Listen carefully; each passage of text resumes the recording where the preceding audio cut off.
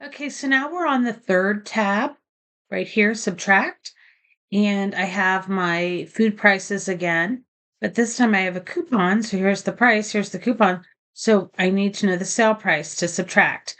So once again, I could use a calculator, but that's not what spreadsheets are for.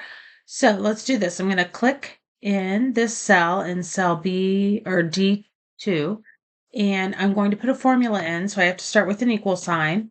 And then I'm going to ask for this one. It's suggesting a sum, but I don't want that.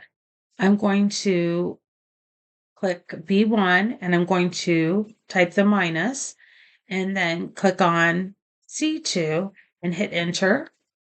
And there's the price.